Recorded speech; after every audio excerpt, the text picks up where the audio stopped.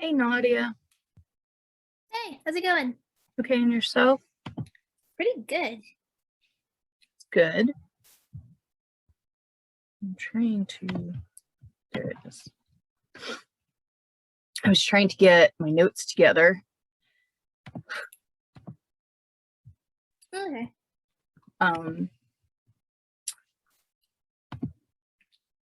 Have you finished the video? Not like the whole video, but the module 2 part. Yeah, I've seen the whole module 2. Awesome. Also, I did play around with the Anki a little bit. I managed, like, I wanted to kind of make a test deck, I guess, to kind of play around with it. So I made a deck with like 116 cards, mostly with like the acronyms you had on your spreadsheet. Oh. Did you want, like, I can share it in the Slack if you'd like. Oh, that would be amazing. Yeah. Okay. Thank you. No problem at all. Hi, Rohith and Alexis. Hello. Hey.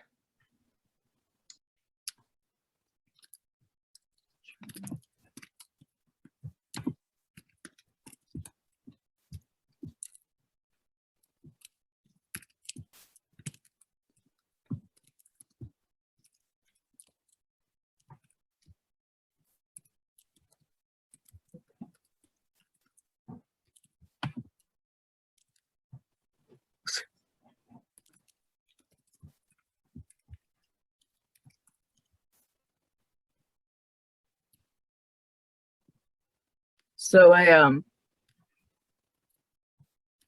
actually finished the rest of the video for module 2. I know that you got a lot of things going on. Rohith, have you been able to take a look at it yet? I just wanted to see what you thought. I watched part of the video. I don't know.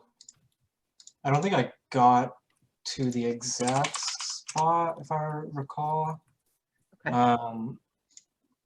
So yeah, I'm a little behind. I think I watched like 45 minutes of the video, so I think Oh, you're almost done. I'm like halfway in between 1 and 2, yeah. Yeah. How you liking the video so far? It's pretty good. I mean, I like the other one, but yeah, it wasn't as like in depth as this one. This one is pretty nice actually, so I like it so far, yeah. That's cool. What are you guys thinking about like the material in it so far? I personally like it. I feel like I'm getting more information out of it. I think it seems pretty cool so far. I mean, I'm kind of curious like how the second half will be, like how much, like, if it gets confusing or not. But I mean, I think for this beginner examination, AWS shouldn't be too bad in general though. You guys learn anything cool? Wait, say it again? Did you guys learn anything cool for this first part? I'm trying to think. I'm like a little bit of my knowledge is mixed from like the previous videos. No, I mean, that's fine. More knowledge, right? Yeah. I mean, know just like the load balancing, auto scaling stuff is pretty cool. I mean, I think it's pretty cool how they like automate everything like that. Right. I actually got charged recently by AWS because I think Jimmy asked me a question on how EC2s would know like what software to have on them. So I did 2 examples. One where I used the user data script, which is a horrible name for a script because it really has nothing to do with users or data. It's just kind of like a bootstrap script. So when a new server rather starts up, it'll run the script to get everything it needs. So the one that I was running would like install the Apache web server, and then it would write like look ma no hands to an index.html file after the server started up. So that was one way I did it, and I put those in an auto scaling group. And then another way I did it was using what's called a golden AMI, which is pretty much like you take an image snapshot of your EC2, and you use what's called a, I think it's called a configuration template, or there's like two very similar names. One of them is a little bit outdated, but still supported, where I use that to start up an EC2, and that's a little bit quicker. But the thing is, I'm like, oh, I have an EC2 running, so I deleted it, but I forgot that I deployed them in auto scaling groups. So every time I deleted it, like one would pop up, but I would think, oh, it's deleted, I'm good. And then like AWS sent me an email and it's like, you're getting towards 80% of your budget, because I set up a budget alarm. I'm like, what are you talking? I'm not doing anything. And I went in there, I'm like, oh, there's an auto scaling group there. Damn, I forgot. So I had to pay a cent. Means I'm not going to eat. Shut up. No, I think it's funny because like every time Brian talks about like, you know, certain things, he's like, yeah, it'd be only a couple of cents. And I always think like he's just making that stuff up. So that you said it's a cent, it kind of made me laugh because I'm like, oh, he is right. Yeah, he's right. But like, I couldn't eat lunch. Like I couldn't eat any lunch this month because of that cent. It's like, damn, what am I going to eat now? But that was just kind of a funny gotcha for me, like playing around with auto scaling groups that I've never experienced before. But I guess they work, but they're advertised. Even if the user's like, I don't want it anymore, if it's in an auto scaling group, it's gonna pop right back up like an end wall you don't like. I do know, like when I was going through some of the stuff, the numbers in the video aren't up to date just because it's an older video. So like I know like the availability zones, the video states that there's 61, but now there's 81. And then regions in the video, it says 20 and now there's 25. And then sorry, go ahead. No, and then like I think I figured this out. I kind of put a question out there, and I guess it's one of those things that like it would probably have been easier to ask on here than on Slack. But so there's the CloudFront network, and on the video, he says the video has 166 hops, you know, which has 155 edge locations, 11 regional edge caches, and then it's in 65 cities and 29 countries. But I found like two things that were attached to AWS. So it's part of like, you know, AWS documents. And one said it was 216 points of presence, which is POPs. And then it was like 204 edge locations, 12 regional edge caches. I want to say caches, but it's caches. And then 84 cities and 29 countries. But I think as to date, I think it's 255 plus. And that was like the other one. I think with those particular numbers, it doesn't matter since AWS is always trying to like make sure that they're the cloud provider to be reckoned with. My cat is trying to break down my door. I'll deal with him later. But because I saw that too, and I immediately went to the documents for CloudFront or just like global infrastructure. And I feel like they add stuff so quickly sometimes that they don't, all like the updates don't propagate down to all their documents.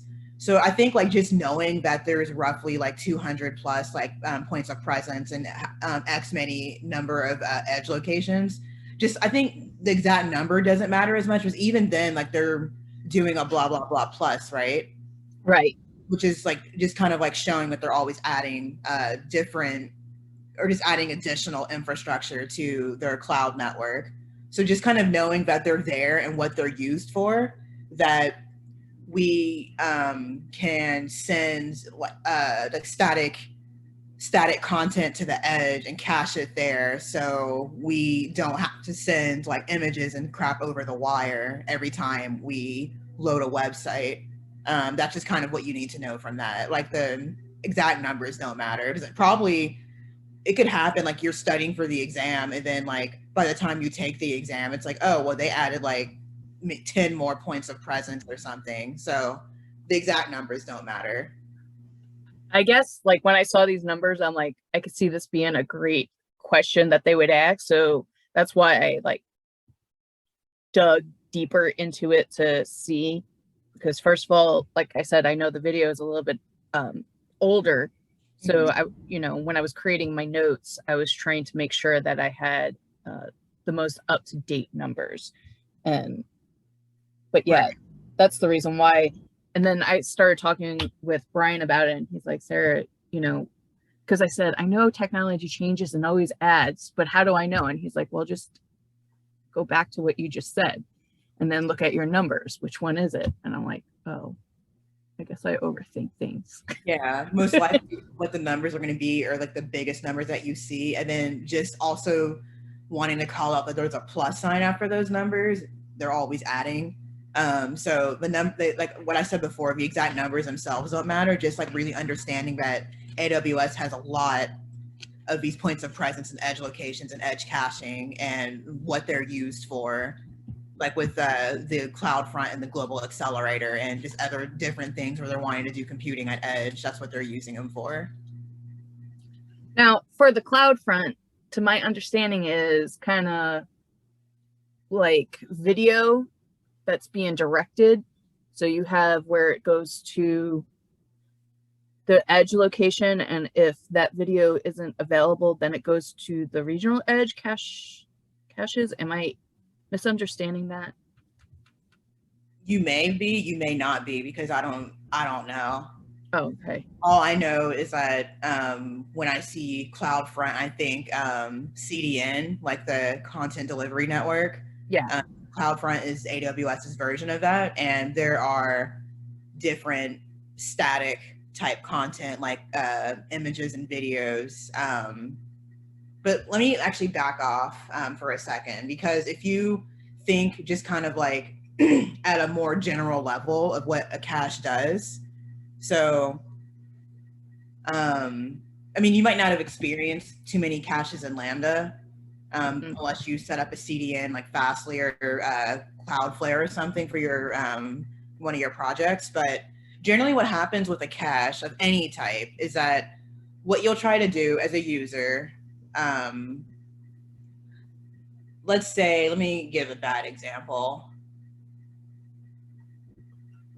Would a cache be kind of like a an API or like what we use for an Axios call, or am I like totally in the wrong direction? I'm gonna draw some stuff on the screen. Okay, you should be able to share whiteboard, share. All right, I'm gonna also apologize again because I suck with drawing. It's hard to do on a computer. Right. Realistically, I would use my iPad, but I haven't used my iPad in a while. I don't remember how to log in, so I just all right, so let's say, for example, this is Sarah. She's a user. She's happy, whatever. She's a little sassy when she wants to be, but she is going to a website. One way to go, we can just like whatever, we have like some ingress layer, we can API, whatever, and she gets routed to a database. That's supposed to be a database. It didn't turn out too well, but it looks good to me. Oh, thank you. Same.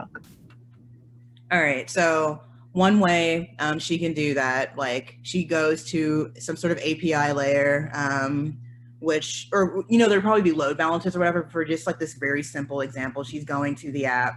The app is redirecting her to a database to get some information. And then, as you guys know, when you give like a request to the database via like a SQL select query, the database, if the whatever actually exists, and you know your app would be handling that with like exceptions and stuff, it'll pass the data back to Sarah. So yay, Sarah's happy. That's one way. But another way that she could do it, or not really she, like the app developers could develop it, is that let's say that there's a certain amount of information that's like needed, like a shit ton. Like let's say that Kylie Jenner or one of those Kardashian type folks like has like some crazy on sale, and there's certain things that do need to be cached, so we have lowered latency. And just like a quick like, what is latency? Latency is just like the amount of time it takes to serve a request. So I think with databases,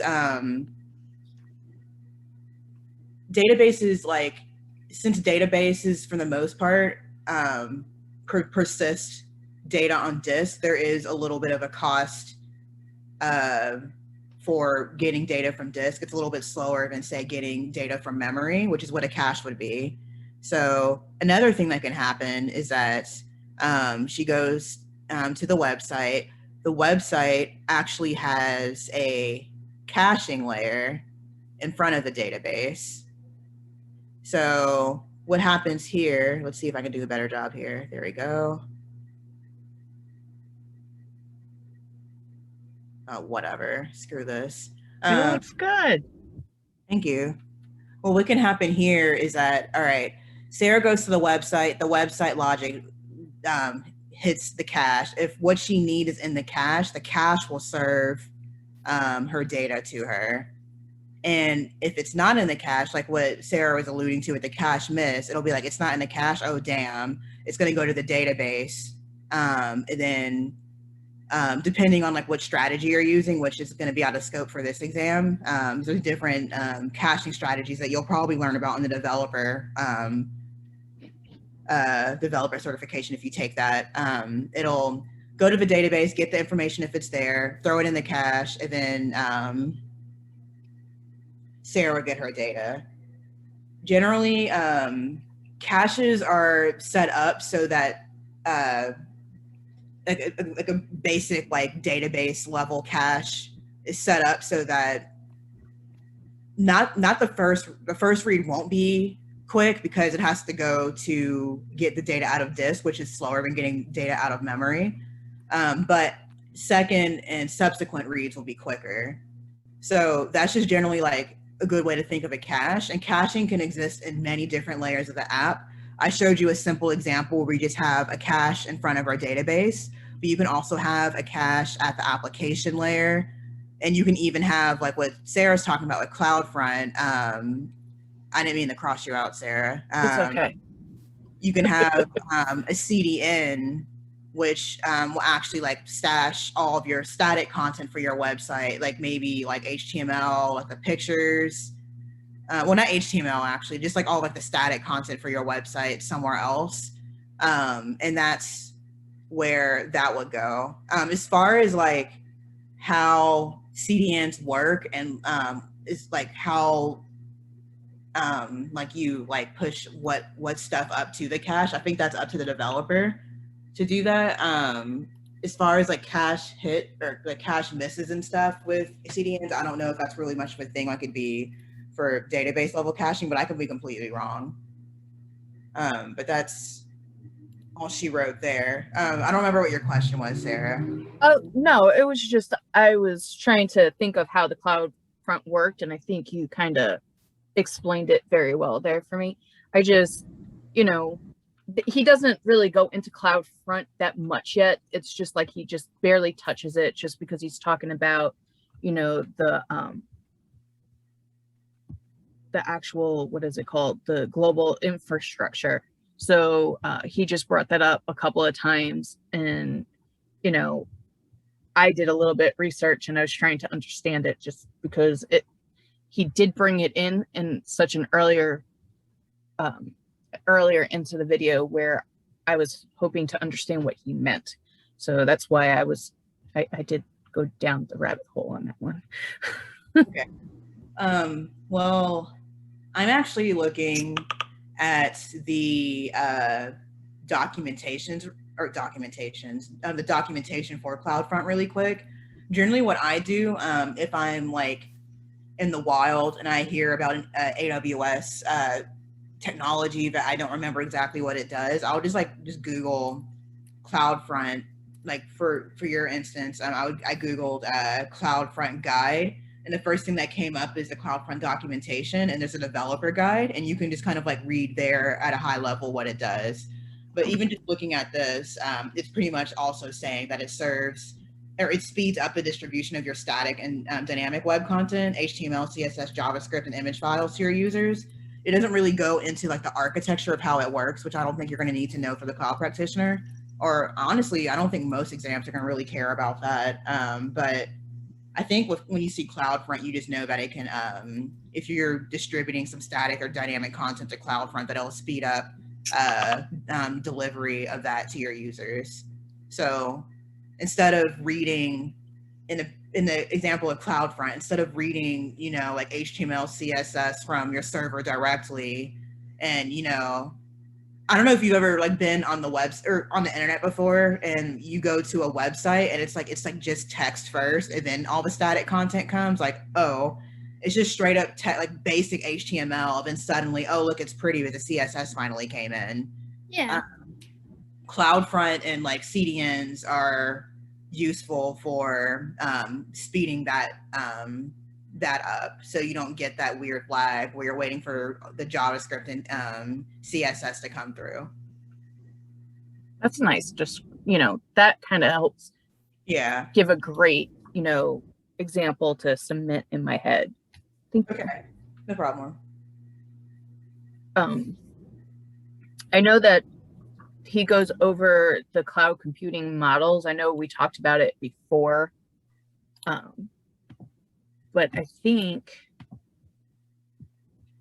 I kind of went in trying to find like examples of each one, because I remember when we were discussing it, I think it was Jimmy that was asking for like some examples. And then I think he was asking about a certain, I don't remember what it was, but I wasn't sure, just because, you know, I'm still at that point that I didn't know how to answer, and I'm still there, but I'm getting there. Mm-hmm. But I do know when he goes over like the IaaS, I don't know how to, like, he said it and he made it sound like it was so simple, and I can't remember how he pronounced it. But you know, he breaks it down saying that it's like the basic building blocks of the cloud IT. So it's like for networking, computers, and data storage. So I guess when I was looking, I found like a couple of things that we could look at, like, I guess Microsoft Azure, mm-hmm. and then AWS is an example. Hewlett Packard Enterprise. And then, I mean, I got more, but I just thought like just hearing that maybe it'll help. And then like the PaaS, the platform as service, that one is more hardware and operating. And what do I have for that? They talk about, I guess, SAP Cloud, Heroku.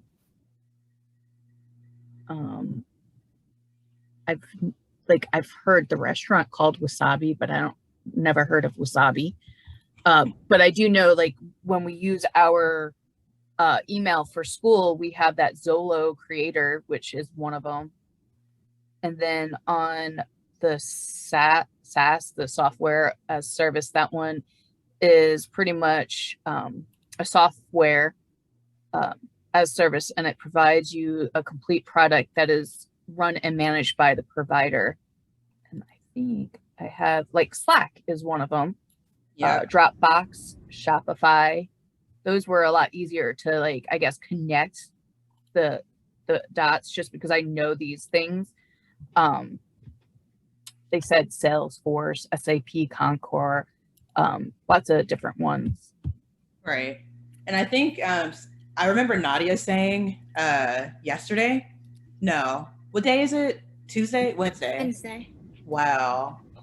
What day is it? But Monday, I think she said, she was talking about those different,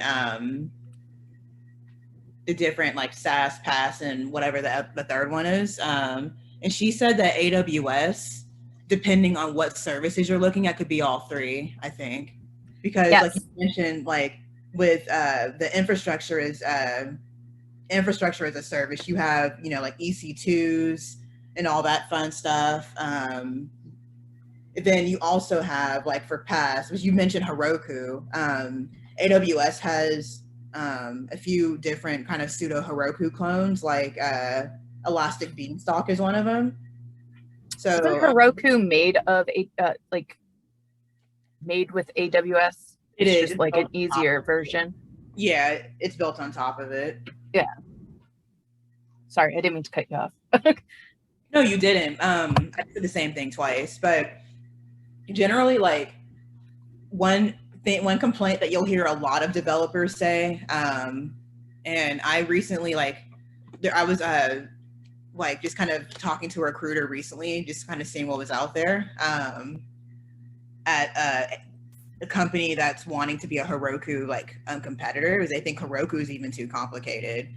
A lot of developers get really annoyed where it's like, well, I'm not a systems engineer. I'm not an infrastructure engineer. I really don't care about all of these like EC2s and like how to like orchestrate them and set it up. I just want my freaking website online. And that's where like the platform and service type cloud providers are very useful, as you guys know, because I think Lambda generally, that's what you're using with like Netlify and Zertel, I think, is the other one. Oh, Vercel. Vercel, yeah.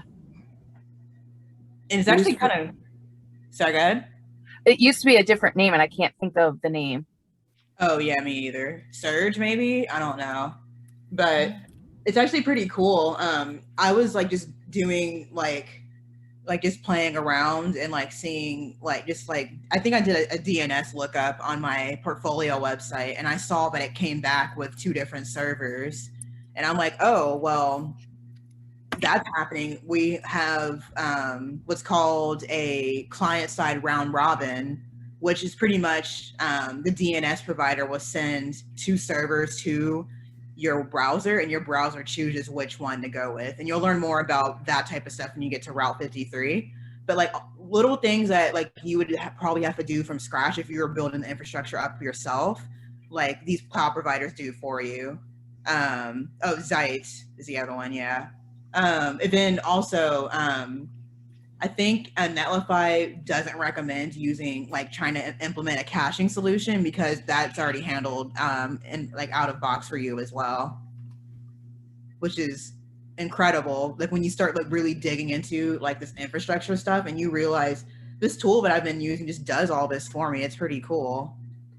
It is. I guess, when I got into labs and they talked about using the AWS, I started, freaking out, just because, I remember touching the EC2 right way before, but I've never used the IAM user, and yeah, it was like a little confusing for me because they didn't really go into detail, especially like TL. He's like, here's your credentials that you need, and I'm like, what am I supposed to do with this?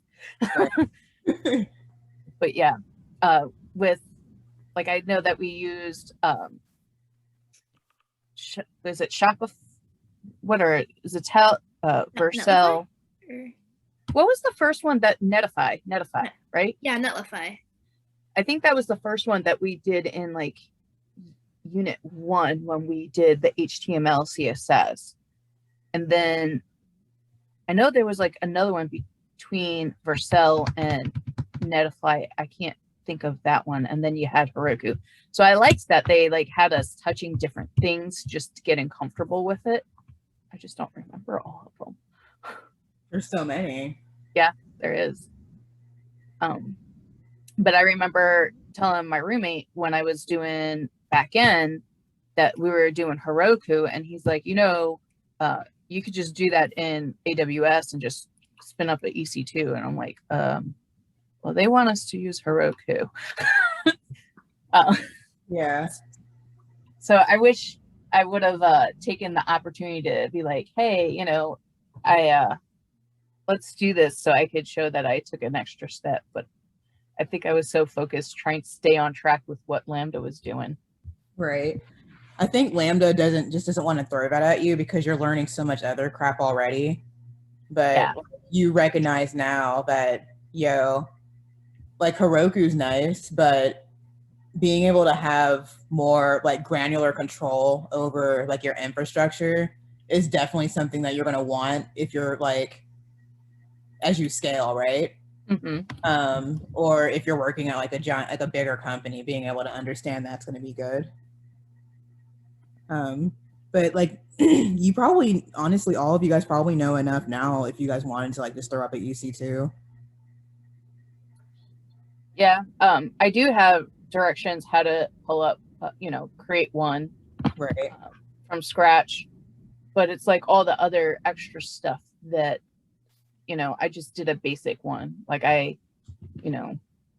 haven't done anything that added extra features to it, like all that extra software and stuff. Oh yeah. I mean, you use what you need, right? Right. AWS has, I think, like 17 ways, or either 17 or 27 ways to frickin' run a container. And it's like, you don't need all those ways. You just choose which one fits best with your use case and you use what you need. Otherwise, you're going to go broke, because it's easy to go broke in AWS if you're not careful. Yeah, it's like too much on the menu and you're just overwhelmed to know what is what. Right. But I guess that's why we're doing this right now, so we could get a little bit better understanding. I know that they also talked about the cloud computing deployment models. So you got like on-premise, hybrid, and cloud-based. And I know like in the AWS Amazon version that we were doing, they kind of explained that as well. But on-premise, I'm assuming is like your local, like your computer. And then cloud-based is, you got your EC2. And then the hybrid is a combination of the two. Yeah, you're almost there. Yeah, you have AWS, right? With on-premise, you were almost there. Generally, like what people used to do, like back in the day. I don't know if you've ever seen the show, crap, what's the name of that show? Where they had Silicon Valley. There you go. I watched a little bit of that. That was kind of cool. It's a fun show. You should like definitely watching it after like, I think I might watch it again, but like watching it after like Lambda is hilarious, and watching it after like you understand a bit more about infrastructure is funny too.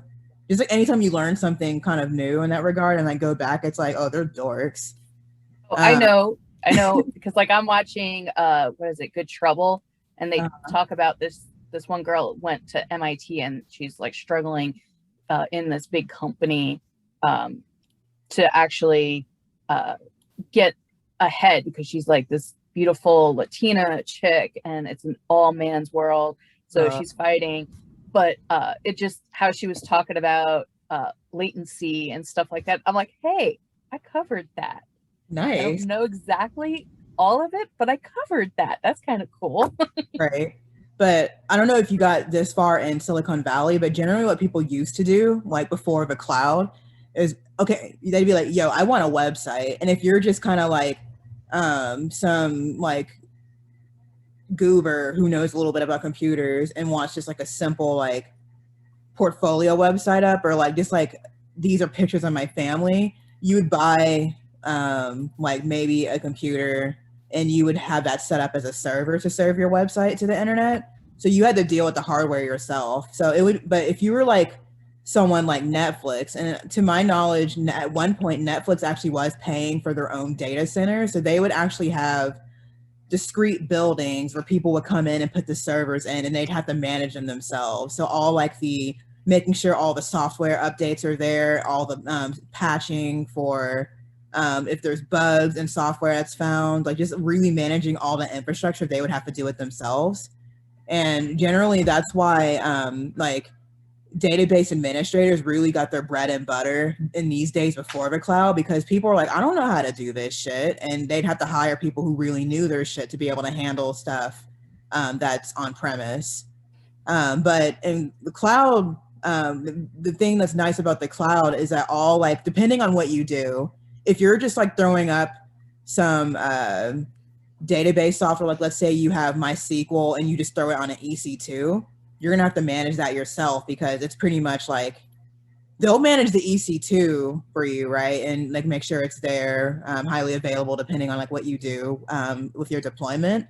But as far as like patching and like making sure everything's right with the database software, you're gonna have to do that. But if you use one of their managed services, like the relational database service or RDS, or even Aurora, which is another like kind of like Amazon version of MySQL or Postgres, they'll be managing the patches and stuff for you. So that's like, I think they kind of want you to learn about those different kind of like deployment methodologies so you can see like what the cloud is giving you.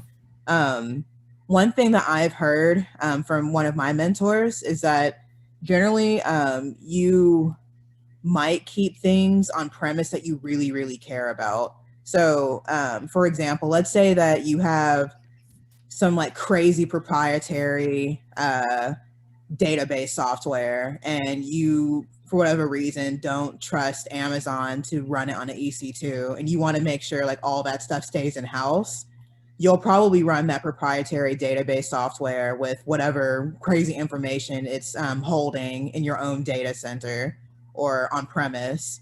And then maybe other things like your load balancers and your CDN, your CloudFront, your actual like front ends or whatever would be served by AWS. So like, go ahead. No, go ahead. Just going back to like your question, like on premise, yes, like it could be as simple as like, yo, look at me, mom, I'm serving my website from my computer. Like when like someone logs like www.sarah.com or whatever, when they log to that website, the DNS will go do the lookup, find the IP address, and the IP address will actually be your computer, and your computer is actually like serving and like taking web traffic to show that website online. But I think most people, like if you're essentially like the cloud, well, on the exam and just like in the industry, most of the time, you're probably going to be seeing people talking about data centers for their on-premise stuff, like data centers that AWS doesn't manage at all and that they manage. Okay. So to have something on premise, so I think of it when, and I could be like totally out of scope here, but I know when I was talking about possibly creating a blog and, you know, thought maybe if I started recording, you know, my steps of going into coding from being, you know, a sales associate to accounting to, you know, coding, I thought about doing that. And my roommate's like, well, you want to make your own blog because anything that you have on another site is part of their content. Is that like how AWS is? Like anything that you put on there, it's like they pretty much own it? No, that's not true. Okay. If that were the case, then Amazon would be getting money from Eventbrite. Amazon also, I mean, well, technically, yes, they are getting money from us because we're paying to, we're paying them to, you know, to use their infrastructure to serve our website.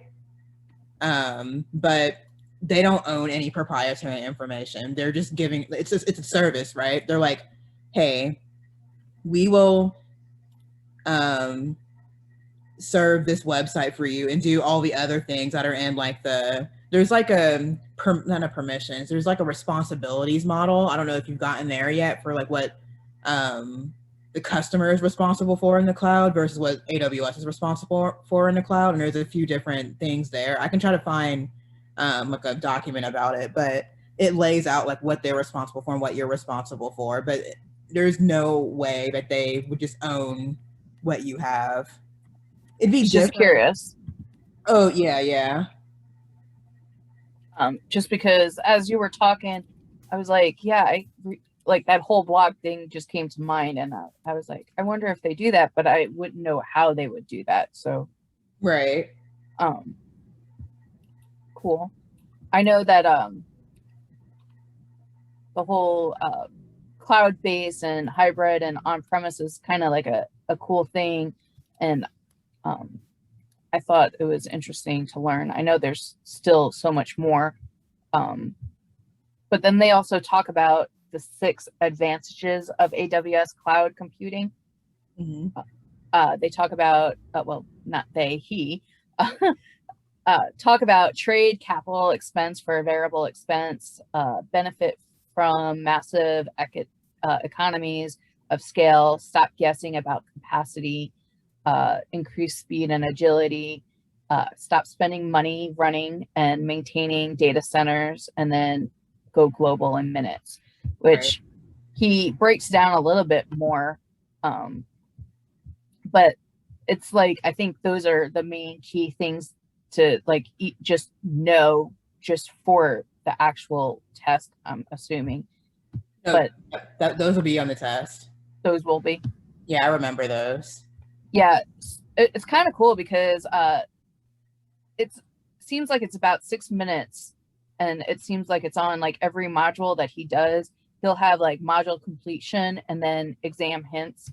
So he goes over everything, but he breaks it down a little bit smaller, so it's more compact and easier to consume. So that's why I read those off. But in my notes, I do have like more detailed information, just because he did explain it a little bit better. That was kind of cool, and I just wanted to bring it up just so anybody is listening, they know to look at that as well. Yeah, that was a good thing to bring up. Is that like will for sure be on the exam. And then the last thing that, I mean, we talked about the AWS global infrastructures in the beginning, but the last thing that he talks about in this part is the AWS management interfaces. So he talks about the management console, the CLI, the command line, and then the software development kits, which I know that one Friday it was you, Alexis, Nadia, Sam, and I on there, and we kind of got into a little good conversation about that too. Right. But yeah, I mean, that's pretty much everything that we kind of covered. It's a lot. Yeah, it was a lot. And it was only a half hour. So, you know, like the first 2 modules were only half hours. Like next module will be like, I think a 2-hour interval. But if we are able to move forward to the next module, I'm only, like I said, wanting to assign, an hour. I don't want to do any more than an hour a week on the modules, so it's not overwhelming for everyone. Right. Nadia, I think you were about to say something before. Oh, sorry. No, you're fine. Yeah, I was, but you're fine. My sister came there and interrupted me. But what happened was I was just going to say about when Sam was summarizing like the reasons, like the 6 benefits of AWS.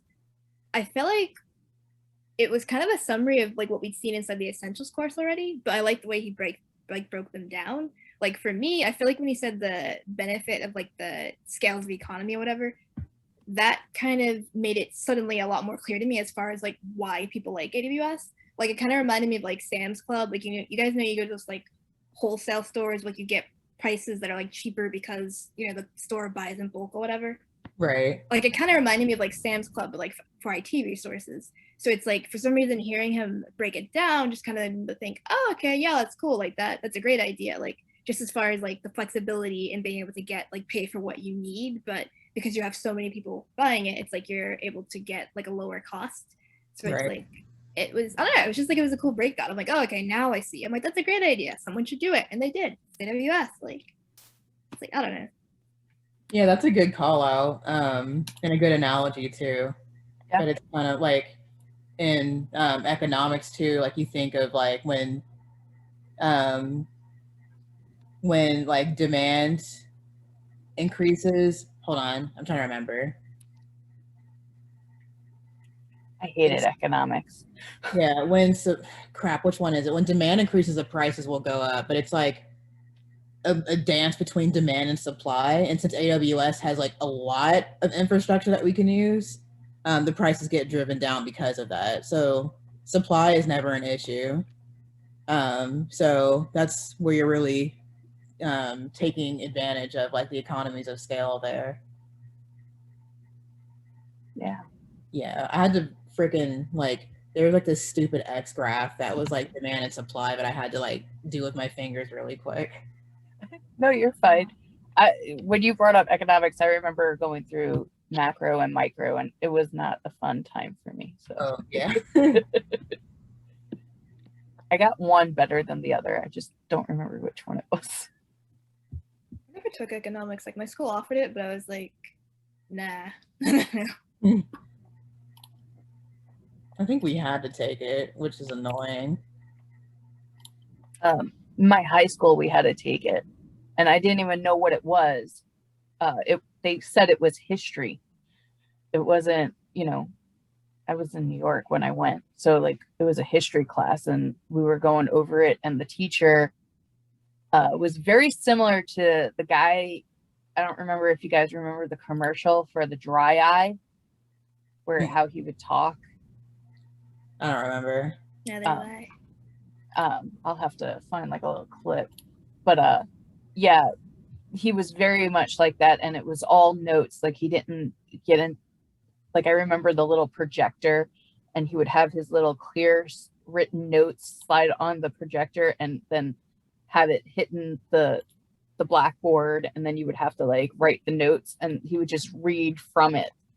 And yeah.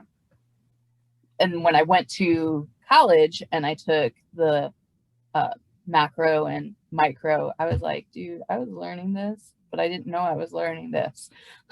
But yeah. Nice. Out of subject, sorry. No, that was my fault. I'm the one who brought up freaking economics. Yeah,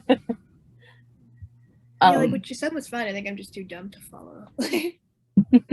You're not dumb. I definitely know you're not dumb.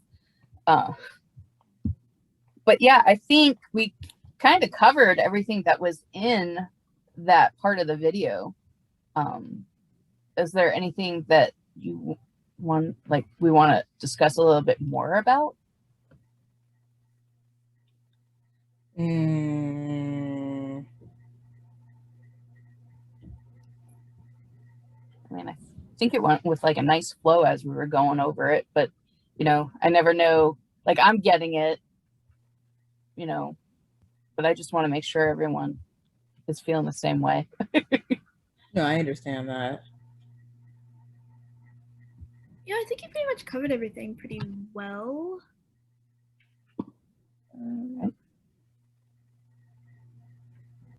Well, I guess like if we don't have anything else to bring up, I guess we could call it an evening. What? Sorry, just a question for me. The stuff that you guys discussed today, was that the module for this week or the module from last week? This was all for this week. Okay. Yeah, I tried to keep it on last week. We talked about it on Wednesday. It was just the basic about the different certifications, and he talked about setting up an EC2 on your AWS account, but he didn't really go into detail for that. And then he talked about the course, like kind of a way to take the courses, which he pretty much said, hey, let's go through each one. But yeah, that was the first one, was just him going over how the videos, like how the course is going to be, and then the basic stuff about the certs and getting set up. All right. So yeah, like when we come in on Friday, we'll just see like how everyone is feeling. And then I think so far, like the folks that have been joining, I think we're all on par, and we could probably just move to module 3. What's in module 3? To module 3, yeah. No, what's in module 3? Oh, let me go to my Trello. Module 3 talks about the CLI. Okay. So he, so I guess this is where he goes into creating a billing alarm, and then identity. Why does this seem like it? Is this, no, this is it. I guess this is where we're creating the AWS account, the Okay. AMI, the AMI account configuration. He goes over Elastic Compute, Cloud, EC2 basics, launching an EC2 instance and connecting from, and he goes over like the Mac operating system and the Windows, and then start your web server EC2. He goes over simple storage, create a bucket in AWS operations with object files, and then AWS CLI. It says copy file from EC2 to an S3. Sorry, like the S3 kind of looked like the number where I was like telling where it started, and I got confused for a moment. No, it's fine. So you guys are gonna get into some cool shit next week. Yeah, I think next week is when we're starting to like do a little more hands-on. Nice. Yeah. But yeah, I felt like this was a really good meeting. It was. I learned a lot.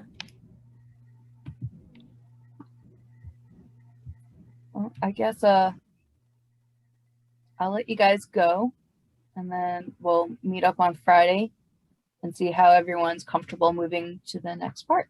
Because I think Friday would be just a stand-up, considering that we covered everything already. Hey, can I ask one final question before we close out? Yeah. Does AWS, does Amplify come up at all on the Cloud Practitioner exam? It might, like, just like a kind of like, I think Elastic Beanstalk will probably come up more, but they might just kind of mention it in passing, like, oh, Amplify does this, but you don't need to like know like in detail like how to do certain things. Okay, cool. Thanks. Yeah, no problem. Sorry, I didn't realize you had a question. I didn't realize, just like I kind of thought about it last minute, and I was like, let me ask before we close out, because why not? No problem. All right. Well, have a good evening, guys. You You too. too. Thank All right. you. Thank you. Bye. Good night. Night. Night.